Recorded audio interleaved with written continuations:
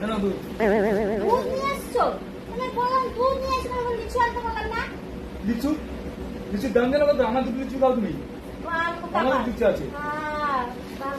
পূজা দেবো, ঠাকুর পূজা দেবো, লিচু আনতে বলতো, লিচু নিয়ে আসলো না। লিচু অনেক দাম, লিচু প্রচুর দাম। লিচু খেতে হবে না। লিচু খাবো। কোনো একটা কাজ হয় না।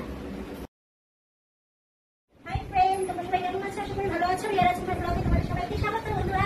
তো আজকে একটা ছোট্ট মিনি ব্লগ নিয়ে আসলাম। তোমার দাদা ভাই আজকে দুধ নিয়ে এসেছে, বাবু দুধ দিয়ে আম দিয়ে খাবে। তো আমি দুধের বিষয়ে ওকে মানে না জেনে শুনে কিছু না বুঝে ওকে অনেকটা গালাগালি দিয়ে ফেলেছি। তো বন্ধুরা কিছু মনে করো না, ঠিক আছে?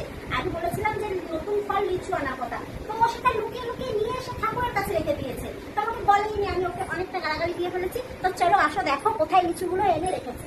এই দেখো দেখো অনেকটাই লিচু এনেছে। তো এনে দেখো ঠাকুরের সামনে রেখে দিয়েছে। তো আমাকে বলতেই পারতো যে আমি ঠাকুরের সামনে রেখেছি, আগে ঠাকুরকে ভোগ দাও তারপর আমরা খাবো। তো কিছু না বলে আমার লিচু আছে এই সেই বলে আমার মাথাটা গরম করে দিল। তো আচ্ছা ঠিক আছে, প্রথমে ঠাকুরকে ভোগ দেবো।